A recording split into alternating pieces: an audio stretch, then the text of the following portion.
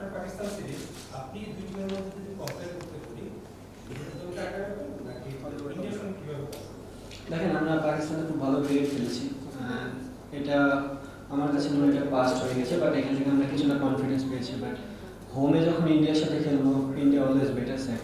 So আমি বলবো না যে খুব চ্যালেঞ্জিং হবে না, আবার খুব সহজ হবে। জিনিসটা তাদের কন্ডিশনে তারা খুব ভালো হবে এবং তাদের টেস্ট ক্রিকেটের যদি র্যাঙ্ক তারা রাখে খুব উপরে, তো আমার মনে হয় আমাদের জন্য খুব চ্যালেঞ্জিং হবে।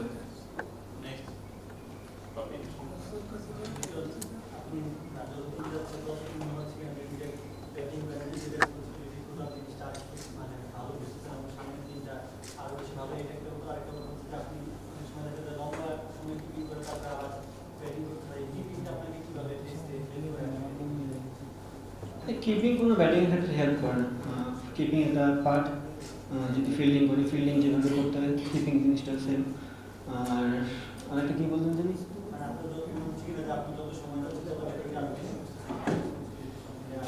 না, স্বাভাবিক। আমি অলমোস্ট 9-10 বছর হয়ে গেছে ক্রিকেট খেলতে, সো ওইটুকু এক্সপিরিয়েন্স তো হয়েছে। এখনও সময় দায়িত্ব নেওয়া, তো দায়িত্ব যদি এখন না নিই তো আমি আর কবে সুযোগ পেলে আমি বলতেছি যে জিনিসটা যে দায়িত্ব নেওয়ার সময় এসেছে, বাট জিনিসটা এই না যে প্রতি ম্যাচে আমাকে দায়িত্ব নিতে হবে। আমি মানুষ, আমাদের মিস্টেক হতে পারে।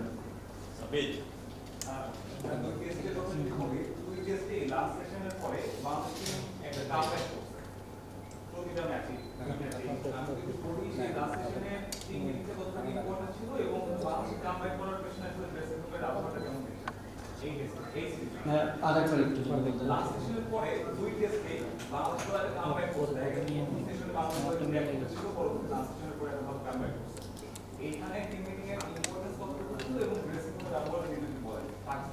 না, আপনি এটা খুব ভালো পয়েন্ট বলেছেন। এটা আমাদের আসলে প্লেয়ারদের ফোকাস করা উচিত, কারণ টেস্ট ক্রিকেটে সেশন যেহেতু জিততে হয়, প্রত্যেকটা সেশন অনেক ইম্পর্টেন্ট। আমার কাছে ওইটা জিনিসটা ব্যক্তিগতভাবে মনে হয়েছে যে আমরা প্রতিদিন যে ফার্স্ট সেশনে খুব একটা আমাদের যে 100% ক্রিকেটে খেলতে পারি না, স্পেশালি বোলিং ব্যাটিং দুই দিক দিয়ে। তো এখানে একটা বিশাল বড় ইমপ্রুভমেন্টের জায়গা আছে। আর দেখেন, ড্রেসিং রুমে আমাদের সবসময় পজিটিভ মেন্টালিটি কথাবার্তাই হয়, আমরা কীভাবে কামব্যাক করতে পারি, কীভাবে গেমটাকে চালাতে পারি।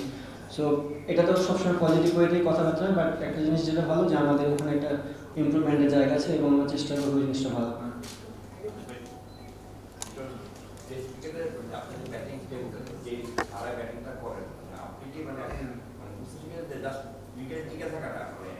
রানটা করাটা খুব বেশি ইম্পর্টেন্ট। আমরা ডিফেন্সিভ মাইন্ডসেট অনেক প্লেয়ার খেলে, আপনি কিন্তু সেই মাইন্ডসেট খেলেন।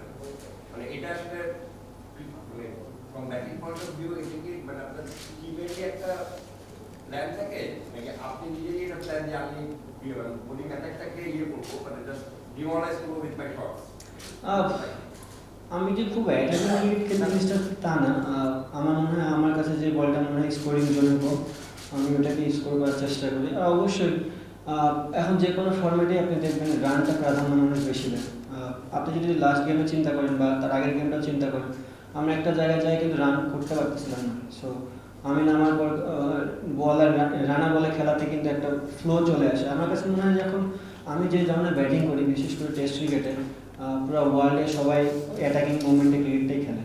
স্বাভাবিক বিষয়, টেস্ট ক্রিকেটে অ্যাটাকিং ফিল্ডিং থাকে, আউট হওয়ার চান্স যেমন বেশি থাকে, স্কোরিং করার অপরচুনিটিও বেশি থাকে। তো আমার মনে হয় আমি যদি আমার হাতে ব্যাটসম্যান থাকে লাইক মিরাজ, আমি যে ধরনের ব্যাটিং করি ওখানে আমি ম্যাক্সিমাম মিরাজরাই পাবো, বা উপর থেকে যদি একজন থাকা দিবা মুশিবাই বা সাকিব ভাই একজনকে পাবো, বা টপ অর্ডার থেকে একজনকে পাবো, একটা ব্যাটসম্যান মিরাজ প্লাস বোলার। তো আমার যদি আমি একটু শর্ট না খেলি, টিমের স্কোর করে চলবে না, প্লাস আমার মনে হয় আমিও ওই জায়গায় স্ট্রাক হতে হবে। তো আমি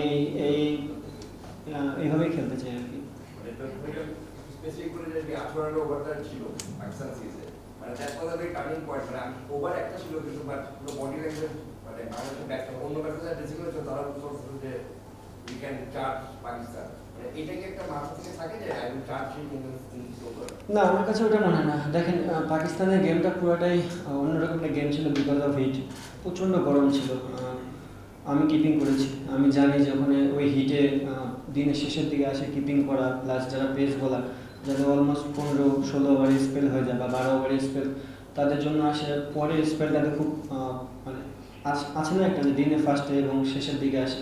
তো আমার কাছে মনে হচ্ছে এটা একটা অপরচুনিটি, প্লাস নিউ বলটা ছিল যেখানে রান করা একটু ইজি ছিল, বিকজ তারা টায়ার্ড এবং বলটা ভালো ব্যাটে আসতেছিল, ওল্ড বলটা খুব একটা ব্যাটে আসছে। তো আমি এবং শিবাই ডিসকাস করেছিলাম যে এটা একটা বিশাল অপরচুনিটি আমাদের রানটা কিছু আগায় নেওয়ার জন্য। আমার মনে হয় আমি পজিটিভ ইন্টেন্ট নিয়ে খেলেছি।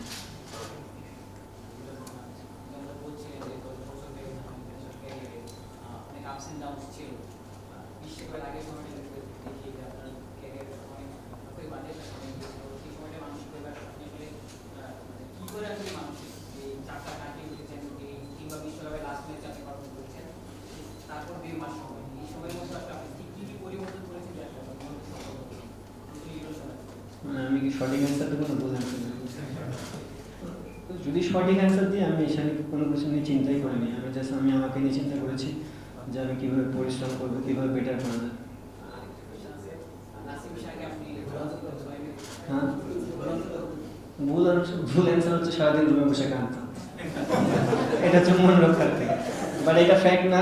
ক্রিকেট প্লেয়ার সবাই সবসময় ভালো খেলবে না, বাট যে সময় খারাপ যায় সে চেষ্টা করে যে সবসময় ভালো কিছু করার। একটাই ওয়ে আছে আমাদের ভালো করার, সেটা হচ্ছে প্র্যাকটিস। আমি চেষ্টা করেছি অনেক প্র্যাকটিসের পরিশ্রম করার এবং চেষ্টা করছি ম্যাচে কীভাবে ইমপ্লিমেন্ট করা যায়। তো আমার মনে হয় এটি।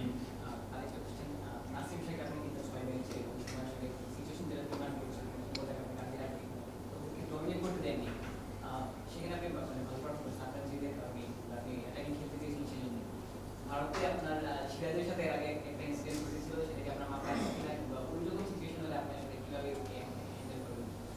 হ্যাঁ, ভারতে এখনো পৌঁছায়নি, কোনো একটা ফিউচার। আর এটা যেটা বললেন সেটা পাস্ট, এটা দুটার ভিতরে কোনো পার্থক্য নেই। এখন প্রেজেন্টে আছি, আমার একটু পর প্র্যাকটিস আছে, দেখি এখানে কি বলা যায়।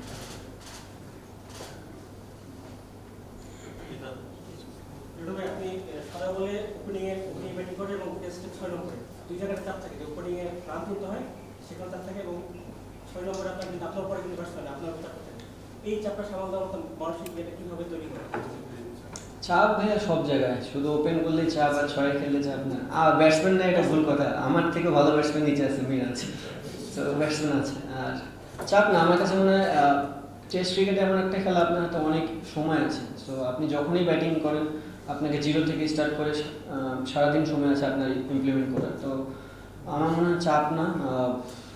আমি যেভাবে প্র্যাকটিস করি, আমি চেষ্টা করতেছি ওইভাবেই খেলার। এখন কতটা ইম্পর্টেন্ট পাকিস্তান সিরিজের ওই দিকটি, মানে ওটাকে পাস করে বাংলাদেশকে প্রেজেন্ট দিতে ওটা তো উচিত হয়ে গেছে। ওই ইম্পর্টেন্ট বাংলা ইন্ডিয়ার আগে যে সিরিজটা যেটা খেলছে আপনারা খুব ভালো করছিল, ওটাকে পাস করে এটা সামনের দিকে তাহলে কতটা ইম্পর্টেন্ট কি ইম্পর্টেন্ট? অবভিয়াসলি খুবই ইম্পর্টেন্ট। এটা আপনাদেরও একটু হেল্প করতে হবে, যে আপনারা যদি ওই পাকিস্তান সিরিজ নিয়ে বেশি কথা না বলেন খুব ভালো হবে, বিকজ সামনে যে সিরিজটা আসছে এটা অনেক বড় চ্যালেঞ্জিং একটা সিরিজ। অ্যাজ এ প্লেয়ার আমার কাছে এটা পাস্ট হয়ে গেছে এখন সামনে যাওয়ার জন্য, বিকজ আপনারা জানেন ইন্ডিয়া বড় একটা দল এবং আমাদের বলটাও চেঞ্জ হচ্ছে। তো এই বলে আমরা খুব কমই খেলি, চ্যালেঞ্জিং হবে এবং আমাদের প্লেয়াররা খুব পরিশ্রম করতেছে, দেখা যাক কী হবে। আমরা তো আসলে কোকাকোলা বলে খেলে অভ্যস্ত, তাই এই সিপলটা আসলে কতটুকু চ্যালেঞ্জিং মনে করতেছেন? আর ইন্ডিয়ান স্পিনাররা তো নরমালি এটা দেখতে, তো এটার জন্য আলাদা প্রিপারেশন কেমন আছে? আমি যেটা বললাম ভাই, ইন্ডিয়া সিরিজ আমাদের জন্য চ্যালেঞ্জিং হবে। প্রিপারেশন বলতে আমরা এখানে যতটুকু পারতেছি আমাদের মেন বোলারদের বলই ফেস করতেছি আমরা। কিছুটা ডিফিকাল্টি তো আছে, কারণ কোকাকোলা বলে যে বেসিক যে জিনিসটা সেটা হচ্ছে নতুন বলটা একটু ডিফিকাল্ট, পুরাতন বলটা খেলাটা ইজি। বাট এসজি বলে নতুন বলটা একটু ইজি, পুরাতন বলটা খেলাটা ডিফিকাল্ট। সো আমরা প্র্যাকটিস করতেছি, দেখা যাক এখন কি। পুরোনো যদিও তারপর মানে পরপর দুইটা সিরিজ আপনারা সাপ্লিমেন্টারি করবেন, এবং যে দুইটা টিমের সঙ্গে খেললে মাঠের বাইরে হাইটটা বেশি থাকে এবং আপনাদের মধ্যে একটা বাড়তি থাকে যে ম্যাচটা মানে খারাপ হয়ে যায়, মানে যেটা চেষ্টা করেন সবচেয়ে সঙ্গে একটা ভালো করার চেষ্টা করেন, বাট এগুলো বাইরের প্রেশারটা আপনাদের মধ্যে কতটা অ্যাকচুয়ালি কাজ করে মাঠের পারফরম্যান্স না, আমি মোটিভেট করে ওর আমার কাছে মনে হয় এটা মোটিভেটই করে, কারণ অবভিয়াসলি আপনি ভালো খেললে আপনার ফেম হবে, দুইটা মানুষ চিনবে, এর থেকে বড় পাওয়া তো আর কিছু থাকতে পারে না। আর ইন্ডিয়া অনেক বড় একটা দল। তো আমার কাছে মনে হয় না এখানে কোনো প্রেশারে কোনো কিছু। অবভিয়াসলি টেস্ট ক্রিকেট আমরা মোটামুটি ভালো খেলতেছি, এখন ধারাবাহিক বজায় রাখতে হবে, এটাই সবচেয়ে বড় চ্যালেঞ্জ একটা প্লেয়ারের জন্য। আর ভালো খেললে অবশ্যই বাহবাটা পাবে।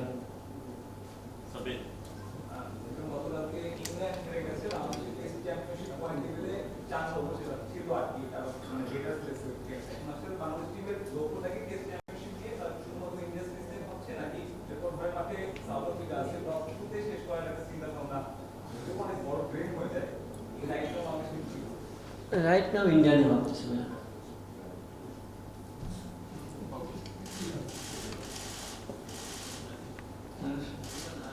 একদম তো বলতেছিলেন যে বাংলাদেশকে মোটিভেট করে আপনি নিজেও আসলে ভারতের বিপক্ষে সফল ব্যাটসম্যান এশিয়া কাপ যদি বিশ্বকাপ যদি এবার টেস্ট ভারতের বিপক্ষে পার্সোনাল পার্সোনাল গোল ভাইয়া টিমকে যেটুকু দেওয়া যায় আর কি, আমার তরফ থেকে আমি চেষ্টা করবো 100% দেওয়ার। Thank you thank you.